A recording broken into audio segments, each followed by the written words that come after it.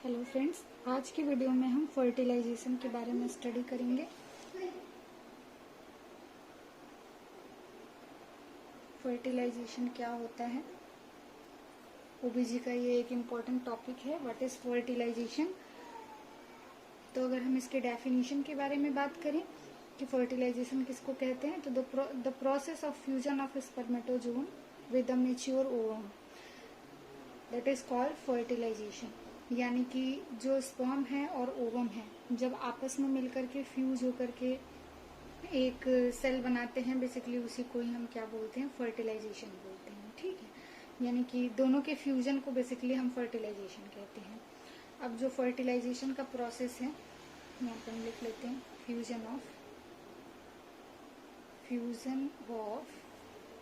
Sperm with ovum, यानी कि sperm का ओवम, यहाँ पे ओवम जो है मैच्योर ओवम के साथ में फ्यूज होने को या फ्यूजन को हम फर्टिलाइजेशन के नाम से जानते हैं। तो फर्टिलाइजेशन स्टार्ट कब होता है? जब बेसिकली जो स्पर्म है वो एग के साथ में कोलाइड होता है और फिर वो एक मोनोन्यूक्लिएटेड सिंगल सेल बनाता है, जिसको हम क्या बोलते हैं, जाइगोट। ठीक है, तो हम कह सकते हैं कि ये स्टार्ट कहाँ से हो रहा है? जब ये जो स्पर्म है और ओवम है, ये आपस में क्या हो रहे हैं, कोलॉइड हो रहे हैं। ठीक है, यानी कि आपस में फ्यूज हो रहे हैं या कंबाइन हो रहे हैं। यहाँ से बेसिकली ये शुरू होता है और ख़त्म कहाँ पे होता है फर्टिलाइजेशन का प्रोसेस? जब जाइगोट का फॉर्मेशन हो जाता है। ठीक है, यानी कि जब ये स्पर्म और ओवम आपस में मिल करके एक मोनोन्यूक्लिएटेड सेल का निर्माण करते हैं या सेल बनाते हैं, जिसको कि हम जाइगोट बोलते हैं, तो वहाँ पे ये जो फर्टिलाइजेशन का प्रोसेस है वो कंप्लीट हो जाता है। ठीक है, तो ये बेसिकली डेफिनेशन के रिगार्डिंग था कि फर्टिलाइजेशन किसको कहते हैं। The fusion of the sperm and ovum is called fertilization. अब हम अगर इसके प्रोसेस के बारे में बात करें कि फर्टिलाइजेशन का प्रोसेस क्या है, किस तरीके से जो है ओवम और स्पर्म आपस में फ्यूज होते हैं, जिसको कि हम फर्टिलाइजेशन बोल रहे हैं यहाँ पे। तो बेसिकली ये प्रोसेस किस तरीके से कंप्लीट होता है, इसके बारे में हम देखेंगे। तो सबसे जो पहला चीज़ है, ये प्रोसेस देखने के पहले जो कि हमें जानना है कि स्पर्म और ओवम का जो स्ट्रक्चर होता है वो किस तरीके से होता है। तो यहाँ पे देखिए, सबसे पहले हम जो है स्पर्म का स्ट्रक्चर ड्रॉ करेंगे। आगे जब आप प्रोसेस पढ़ रहे हैं तो आपको ये स्ट्रक्चर जरूर याद होना चाहिए, ताकि आपको आसानी से समझ में आए कि एग्जैक्टली क्या हो रहा है और कैसे हो रहा है। ठीक है, तो यहाँ पे अगर हम एक स्पर्म का स्ट्रक्चर ड्रॉ करें, ये एक रफ डायग्राम है।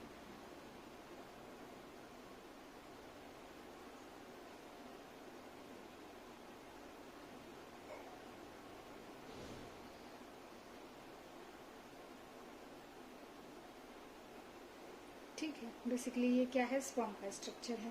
तो देखिए, ये वाला जो पार्ट है इसको हम बोलते हैं हेड। ये वाला जो पोर्शन है इसको हम बोलेंगे नेक। ये जो पोर्शन है ये है मिडिल पीस, और ये जो दिखाई दे रहा है आपको ये है टेल। ठीक है, तो अब बेसिकली जो हेड का स्ट्रक्चर होता है, हेड के स्ट्रक्चर में आगे इस तरीके से एक कैप जैसा बना होता है। बेसिकली इसको हम बोलते हैं एक्रोसोमल कैप। एक्रोसोमल कैप के नाम से जानते हैं। और ये जो ऊपर की जो मेम्ब्रेन है, इस मेम्ब्रेन को हम बोलते हैं प्लाज्मा मेम्ब्रेन। ये क्या है, प्लाज्मा मेम्ब्रेन है, एक्रोसोमल कैप है।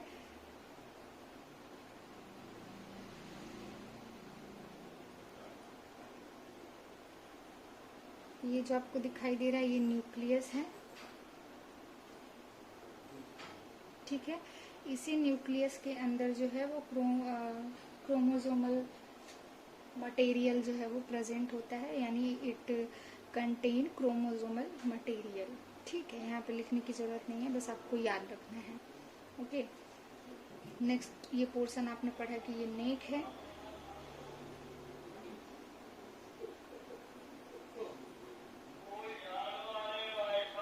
इस तरीके से स्ट्रक्चर इसमें बना होता है। ये स्ट्रक्चर बेसिकली क्या है, माइटोकॉन्ड्रिया। ओके, तो इस तरीके से ये जो आपको स्ट्रक्चर दिखाई दे रहा है ये स्पर्म का स्ट्रक्चर है। मैंने ऑलरेडी एक स्ट्रक्चर ऑफ स्पर्म के ऊपर वीडियो बना रखा है। अगर आपको ज़्यादा इसके बारे में डिटेल में स्टडी करना है तो आप वो वीडियो देख सकते हैं। यहाँ पे हम एक ओवरव्यू ले रहे हैं जस्ट कि ये जो स्ट्रक्चर आपको यहाँ पे दिख रहा है ये स्पर्म का स्ट्रक्चर है। अब अगर हम ओवम के स्ट्रक्चर के बारे में बात करें तो देखिए इस तरीके से एक गोला बनाना है, उसके बीच में एक छोटा गोला जो कि क्या है, न्यूक्लियस है। ये न्यूक्लियस के चारों ओर इस तरीके से जो आपको दिखाई दे रहा है ये क्या है, साइटोप्लाज्म है। ठीक है, न्यूक्लियस है, साइटोप्लाज्म है। अब जो है साइटोप्लाज्म के ऊपर बेसिकली जो है आपको स्ट्रक्चर दिखाई, मतलब एक लाइन में ड्रॉ कर रही हूँ, एक और सर्कल ड्रॉ कर रही हूँ। ये जो सर्कल है ये है विटलाइन मेम्ब्रेन। अब इसके ऊपर मैं एक और यहाँ पे इस तरीके से सर्कल ड्रॉ कर दे रही हूँ। ठीक है, तो ये सर्कल को हम बोलते हैं ज़ोना पेल्यूसिडा। ठीक है, अब ये जो ज़ोना पेल्यूसिडा है और विटलाइन मेम्ब्रेन है, इसके बीच का ये जो आपको स्पेस दिखाई दे रहा है, इस स्पेस को हम बोलते हैं perivitelline membrane, sorry perivitelline space, perivitelline space. Okay, perivitelline space बोलते हैं। और जो ज़ोना पेल्यूसिडा है इसके ऊपर इस तरीके से एक क्राउन जैसा स्ट्रक्चर बना रहता है इस तरीके से। ठीक है, इस स्ट्रक्चर को हम बोलते हैं कोरोना रेडिएटा, कोरोना रेडिएटा। ठीक है, आपको ये स्ट्रक्चर याद रखना है। बेसिकली ये ज़ोना पेल्यूसिडा क्या है, कोरोना रेडिएटा क्या है, ये आपको आगे काम पड़ेगा, इसलिए मैं यहाँ पे बता रही हूँ। ठीक है, बीच में क्या है, न्यूक्लियस है, न्यूक्लियस के चारों ओर यहाँ पे साइटोप्लाज्म है, इसके ऊपर विटलाइन मेम्ब्रेन है, विटलाइन मेम्ब्रेन के बाद से आपका ज़ोना पेल्यूसिडा है। इन दोनों के बीच का जो स्पेस है वो है पेरीविटलाइन स्पेस। उसके बाद सबसे ऊपर जो स्ट्रक्चर है उसको हम यहाँ पे बोल रहे हैं कोरोना रेडिएटा। ओके, तो ये जो है स्पर्म और ओवम, इन दोनों के स्ट्रक्चर के बारे में है। जब हम फर्टिलाइजेशन का प्रोसेस पढ़ते हैं तो बेसिकली ये जो दो स्ट्रक्चर आपको दिखाई दे रहे हैं, इन दोनों को फ्यूज होकर के एक सेल बनाना ही क्या है, यहाँ पे फर्टिलाइजेशन है, जो कि हमने पढ़ा। ये स्पर्म और ओवम आपस में फ्यूज होकर के जाइगोट बना रहे हैं, यही क्या है, फर्टिलाइजेशन है। लेकिन अब हम बेसिकली इसमें प्रोसेस के बारे में पढ़ेंगे कि किस प्रोसेस के द्वारा जो है दोनों फ्यूज होते हैं। ओके, देखिए अब हम पढ़ेंगे प्रोसेस के बारे में। बेसिकली प्रोसेस क्या होता है, इसके अंदर सबसे जो पहला चीज इसमें आता है, ठीक है, प्रोसेस में, कि जो ज़ोना पेल्यूसिडा है, ज़ोना पेल्यूसिडा क्या होता है, पेनिट्रेट होता है। यानी कि हम यहाँ पे पहली चीज क्या लिखेंगे, पेनिट्रेशन ऑफ ज़ोना पेल्यूसिडा किसके द्वारा होता है, बाय एक हार्मोन। ठीक है, उस हार्मोन का नाम क्या है, हाइलुरोनिडेज। ठीक है, ये हार्मोन कहाँ से निकलता है, स्पर्म के एक्रोसोमल कैप से। ठीक है, एक्रोसोमल कैप ऑफ स्पर्म। यानी सबसे पहला चीज क्या है कि जो आपने स्पर्म का स्ट्रक्चर पढ़ा था, उस स्पर्म के स्ट्रक्चर में जो एक्रोसोमल कैप था, उस एक्रोसोमल कैप से एक हार्मोन निकलता है, जिस हार्मोन का नाम है हाइलुरोनिडेज। ये हार्मोन क्या करता है, जो ओवम का ज़ोना पेल्यूसिडा था, उस ज़ोना पेल्यूसिडा को पेनिट्रेट करने का काम करता है। ठीक है, सबसे पहला जो प्रोसेस है ये है। यानी कि बहुत सारे स्पर्म ऑब्वियसली जो है यूट्रस में जो है तैर रहे हैं। ठीक है। तो उसमें से जो सबसे मोटाइल आपका स्पर्म होगा, उस स्पर्म के अंदर से बेसिकली वही फ्यूज होगा, तो उसका जो एक्रोसोमल कैप है वहां से ये हार्मोन निकलेगा और वो जोना पेल्लुसिडा को क्या करेगा, पेनिट्रेट करेगा। ठीक है। सेकेंड चीज इसमें क्या है, एक चीज आपको हमेशा याद रखना है कि जब एक स्पर्म जो है वो अंदर जो है जाकर के पेनिट्रेट कर रहा है जोना पेल्लुसिडा को, तो बाकी के जो स्पर्म है वो उसको मतलब पेनिट्रेट नहीं कर पाते हैं। ठीक है। इस स्ट्रक्चर को हम फिर से यहाँ पे देख लेते हैं। देखिए ये जो स्ट्रक्चर हमने अभी अभी यहाँ पे पढ़ा है, तो बेसिकली क्या है कि जब एक स्पर्म जो है ओवम का जो जोना पेल्लुसिडा है इसको जब पेनिट्रेट करने का काम करता है, तो बेसिकली यहाँ पे एक रिएक्शन होता है जिसको हम बोलते हैं जोना रिएक्शन। ठीक है। उस रिएक्शन में बेसिकली होता क्या है कि जैसे ही एक स्पर्म इसके अंदर एंटर करता है, मतलब अभी एंटर नहीं किया है, जस्ट पेनिट्रेट किया है। ठीक है। तो जब पेनिट्रेट करता है तो यहाँ पे बाकी का जो सरफेस एरिया है, बाकी का जो वॉल है वो हार्ड हो जाता है। ठीक है। जिसकी वजह से अदर स्पर्म जो है वो इसके अंदर पेनिट्रेट नहीं कर सकता है और इसके अंदर नहीं पहुंच सकता है। ओके। ठीक है। तो अब यहाँ पे देखिए हम कह सकते हैं कि बहुत सारे स्पर्म में से केवल एक ही स्पर्म जो है वो ओलिमा को यहाँ पे टच करेगा। ठीक है। और बाकी के जो स्पर्म होंगे वो जोना रिएक्शन के द्वारा प्रिवेंट कर दिए जाते हैं, यानी कि वो ओलिमा को टच नहीं कर पाते हैं, जो ओवम है उसको पेनिट्रेट नहीं कर पाते हैं। ठीक है। अब जब ये पेनिट्रेशन होगा तो पेनिट्रेशन के टाइम पे बेसिकली जो सेकेंड मियोटिक डिवीजन है वो यहाँ पे क्या होगा,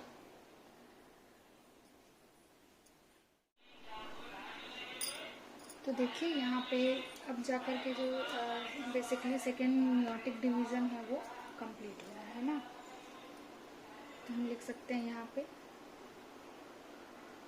completion of second meiotic division, किसका, ओसाइट का। ठीक है। तो जब ओसाइट का सेकेंड मियोटिक डिवीजन यहाँ पे कंप्लीट होगा तो 23X जो है वो क्रोमोसोम्स जो है यहाँ पे प्रेजेंट होंगे। ठीक है। अब यहाँ पे दो बेसिकली जो है कि सेल बनता है इस तरीके से, एक जो है वो बड़ा होता है और एक जो है वो छोटा होता है। तो बेसिकली जो बड़ा होता है इसको हम फीमेल प्रोन्यूक्लियस बोलते हैं। ठीक है। Female pronucleus. और जो छोटा होता है इसको हम बोलते हैं सेकेंड पोलर बॉडी। ठीक है। तो यहाँ पे जब सेकेंड मियोटिक डिवीजन हो रहा है तो इस तरीके से दो सेल बन रहा है जिसको हम फीमेल प्रोन्यूक्लियस और सेकेंड पोलर बॉडी के नाम से जानते हैं, या हम कह सकते हैं कि इसको हम ये कहते हैं। ठीक है। अब बेसिकली हम यहाँ पे प्रोसेस के बारे में चूंकि पढ़ रहे हैं, लेकिन यहाँ पे सेकेंड मियोटिक डिवीजन कंप्लीट हो रहा है तो बीच में मैंने इसको ऐड किया है। तो यहाँ पे बेसिकली क्या हो रहा है, मान लीजिए कि पेनिट्रेट हुआ। ठीक है। पेनिट्रेशन हो रहा है यहाँ पे आप देख रहे हैं। तो उसके बाद जब पेनिट्रेशन होता है तो थर्ड हम क्या लिख सकते हैं, यहाँ पे जो हेड होता है किसका, स्पर्म का, हेड और टेल, यही दो चीजें जो है वो साइटोप्लाज्म के अंदर एंटर करती हैं। ठीक है। साइटोप्लाज्म के अंदर, किसके साइटोप्लाज्म के अंदर, ओवम के स्ट्रक्चर में हमने साइटोप्लाज्म पढ़ा था। तो बेसिकली स्पर्म का जो हेड होता है और जो टेल होता है वही साइटोप्लाज्म के अंदर एंटर करता है। बाकी जो भी हम कह सकते हैं कि जो प्लाज्मा मेम्ब्रेन होता है वो पीछे ही छूट जाता है, यानी कि वो अंदर एंटर नहीं करता है। ठीक है। अब जो हेड और नेक है यहाँ पे,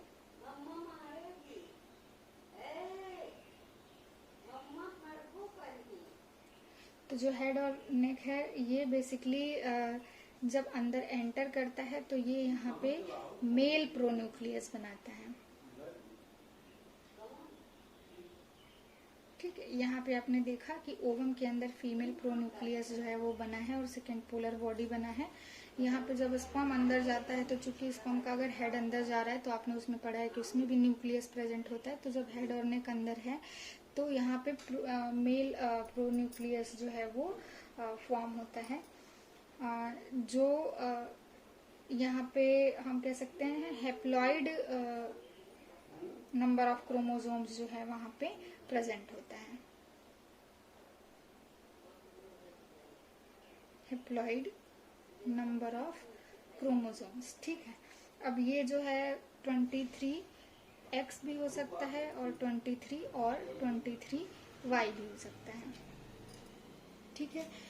जब ओवम के अंदर इस तरीके से दो बन रहा है, यानी कि दो सेल बन रहा है, फीमेल प्रोन्यूक्लियस और सेकेंड पोलर बॉडी, तो यहाँ पे जो है केवल x ही होगा, ठीक है। लेकिन जब स्पर्म का हेड और नेक अंदर जाता है और यहाँ पे मेल प्रोन्यूक्लियस बनता है तो यहाँ पे 23x भी हो सकता है और 23y भी हो सकता है, दोनों में से कोई सा भी हो सकता है। अब देखिए अगर वो 23x रहा, ठीक है, तो जब दोनों न्यूक्लियस मिलकर के, जो फीमेल प्रोन्यूक्लियस है और मेल प्रोन्यूक्लियस है, जब ये दोनों मिलकर के एक न्यूक्लियस बनाते हैं और ये दोनों जो 23 और 23 मिलकर के 46 बन जाएंगे, 46x और y जो भी बनेंगे। अगर मान लीजिए हम यहाँ पे x की बात कर रहे हैं, ये x अगर बनता है तो यहाँ पे क्या होगा, गर्ल होगा बच्चा, और अगर y है तो यहाँ पे क्या होगा, बॉय होगा, ठीक है। नेक्स्ट क्या है,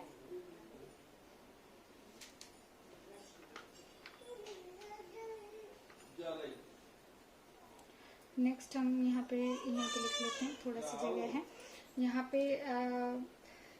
जो मेल और फीमेल प्रोन्यूक्लियाई हैं, जैसा कि हमने अभी डिस्कस किया, यहाँ पे फीमेल प्रोन्यूक्लियाई है और यहाँ पे क्या है, मेल प्रोन्यूक्लियाई है। ये दोनों के दोनों यूनाइट हो जाते हैं, unite male and female pronuclei, ठीक है। जो मेल और फीमेल प्रोन्यूक्लियाई है वो यहाँ पे क्या होंगे, यूनाइट होकर के नया जो है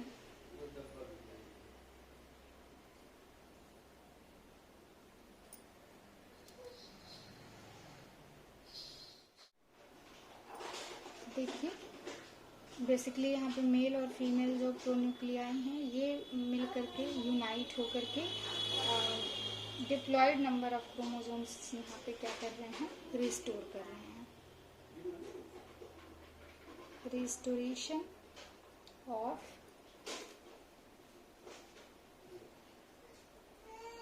डिप्लॉयड नंबर ऑफ क्रोमोसोम्स, यानी इसके क्रोमोसोम्स और इसके क्रोमोसोम्स दोनों आपस में क्या हो गए हैं, यूनाइट हो गए हैं, ठीक है। अब जब दोनों यूनाइट हो जाएंगे और दोनों का जो न्यूक्लियस है वो एक हो जाएगा तो यहाँ पे बेसिकली क्या होता है, जाइगोट का फॉर्मेशन होता है। तब जो सेल बन रहा है उसको हम क्या बोलेंगे, यहाँ पे जाइगोट बोलेंगे, ठीक है। जाइगोट बन गया। अब जाइगोट का जब फॉर्मेशन है हो रहा है, जाइगोट के फॉर्मेशन के बाद में इसका जो है फर्दर डिवीजन होता है, यानी कि इसका दोबारा जो है मियोटिक डिवीजन होगा।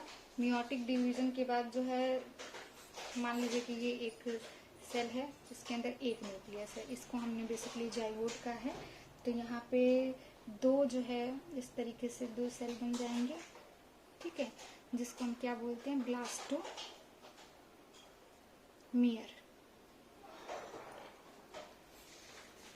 इसको हम ब्लास्टोमियर के नाम से जानते हैं, ठीक है। तो ये क्या है, ब्लास्टोमियर है बेसिकली। ब्लास्टोमियर के बाद में यहाँ पे वापस से 4 सेल स्टेज डेवलप होता है, इस तरीके से जो है 4 सेल यहाँ पे बने होते हैं, ठीक है। ये इसका नाम बेसिकली 4 सेल स्टेज है, ठीक है। पहला जो सेल है ये क्या है, जाइगोट है, देन है ब्लास्टोमियर, देन है 4 सेल स्टेज, फिर है 8 सेल स्टेज,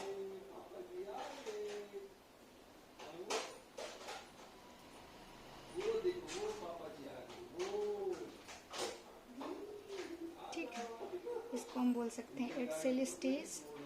नेक्स्ट क्या है, इसी तरीके से क्लस्टर बन गया, यानी कि 16 सेल स्टेज है, यानी बहुत सारे इसमें सेल बन गए, 16 बन गए, तब हम इसको बेसिकली क्या बोलते हैं, मोरूला। ठीक है, तो यहाँ पे इसको हम बेसिकली मोरूला बोलेंगे। मोरूला बनने के बाद ये जो जितना भी जो भी प्रोसेस हो रहा है वो बेसिकली फर्टिलाइजेशन के 3 बाद, मतलब उसके बाद 3 दिन के अंदर ही हो रहा है। चौथे से 5वें दिन में ये लगभग क्या होता है, 16 से फिर 64 सेल में डिवाइड, मतलब स्टेज में कन्वर्ट हो जाता है। 16 मतलब 64 सॉरी 64 16 से लेकर के 64 सेल स्टेज में ये क्या होता है, बदल जाता है। ठीक है, अब उसके बाद जब ये बन गया, यानी कि पूरा का पूरा जो है वो मोरूला बन जाता है, तो मोरूला बनने के बाद में क्या होता है, चौथे से 5वें दिन इस मोरूला के ऊपर एक फिल्म बन जाता है, म्यूकस मेम्ब्रेन का एक फिल्म बन जाता है, या एक कोटिंग हो जाती है, या एक कह सकते हैं हम लेयर बन जाता है। ठीक है, लेयर बनने के बाद बेसिकली जब लेयर बन जाता है तो इसमें जो फ्लूइड होता है वो कैलिनिकुलाई जो होता है उसके द्वारा अलग अलग सेल को क्या करते हैं, अलग अलग कर देते हैं। तब यहाँ पे हम इसको क्या बोलते हैं, ब्लास्टोसिस्ट। तब हम यहाँ पे इसको क्या बोलते हैं, ब्लास्टोसिस्ट। ये इस तरीके से दिखता है। देखिए इसमें सारे के सारे जो सेल हैं वो क्या हैं, यहाँ पे इस तरीके से अलग अलग होते हैं।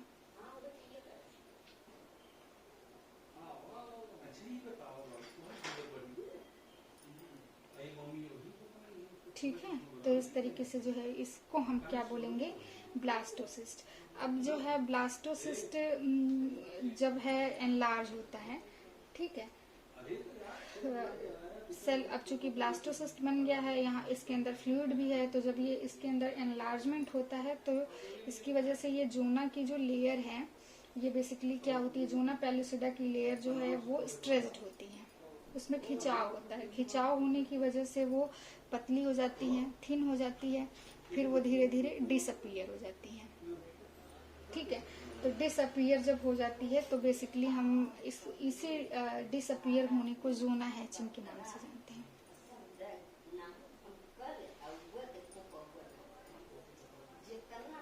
जोना हैचिंग, ठीक है, इसको हम जोना हैचिंग के नाम से जानते हैं। जोना हैचिंग बेसिकली क्या है, lysis of zona and escape of embryo. Embryo को धीरे धीरे क्या है, ये स्केप कर देता है, इसको हम जोना हैचिंग के नाम से जानते हैं। तो जब ये हो जाता है, यानी कि जोना पेलुसिडा की जो लेयर है वो खत्म हो गई, डिसअपीयर हो गई, जोना हैचिंग का प्रोसेस हो गया, उसके बाद बेसिकली क्या होता है, इम्प्लांटेशन। ठीक है, उसके बाद के प्रोसेस को हम बेसिकली क्या बोलते हैं, इम्प्लांटेशन। और जो इम्प्लांटेशन का प्रोसेस है बेसिकली ये 4 प्रोसेस में कंप्लीट होता है। इम्प्लांटेशन बेसिकली हम किसको कैसे,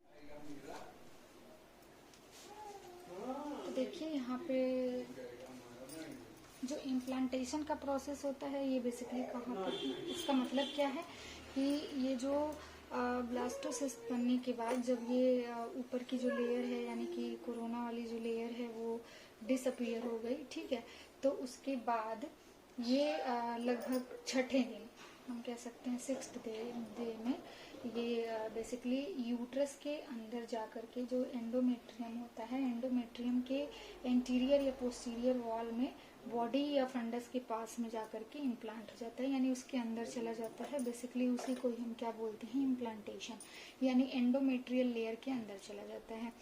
जब इम्प्लांटेशन हो जाता है उसके बाद यूट्रस को जो है वो हम डेसिडुआ के नाम से जानते हैं, डेसिडुआ। ठीक है, डेसिडुआ बेसिकली 3 पार्ट में डिवाइड हो जाती है। जो नीचे के साइड में डेसिडुआ होती है उसको हम बोलते हैं डेसिडुआ बेसिलिस, जो ऊपर कवर करती है फीटस को, या हम कह सकते हैं एम्ब्रियो को, तो उसको हम बोलते हैं कैप्सुलरिस। और बाकी के साइड में जो लेयर एंडोमेट्रियल की यूट्रस को कवर करती है उसको हम बोलते हैं वेरा। ठीक है, तो इस तरीके से डेसिडुआ 3 भागों में डिवाइड हो जाती है। तो अब जो इम्प्लांटेशन का प्रोसेस होता है, इम्प्लांटेशन का प्रोसेस बेसिकली 4 प्रोसेस से मिलकर के होता है, या 4 प्रोसेस के द्वारा इम्प्लांटेशन होता है, हम कह सकते हैं। सेकंड है ओपोजिशन, पहला। दूसरा है एडिशन, तीसरा है पेनिट्रेशन और चौथा है इन्वेजन। बेसिकली इसके द्वारा जो है वो जो एम्ब्रियो है वो अंदर क्या होता है, इम्प्लांट हो जाता है। इम्प्लांटेशन का प्रोसेस यहाँ पे कंप्लीट हो जाता है। उसके बाद फर्दर जो है वो डेवलपमेंट का प्रोसेस चलता है। ठीक है, तो इस तरीके से पूरा का पूरा जो फर्टिलाइजेशन का प्रोसेस है वो कंप्लीट होता है। और फर्टिलाइजेशन के बाद किस तरीके से सेल का डेवलपमेंट होता है और इम्प्लांटेशन कैसे होता है, बेसिकली आज के वीडियो में हमने इन सारी चीज़ों के बारे में स्टडी किया। आई होप आपको ये वीडियो समझ आया होगा। Thank you.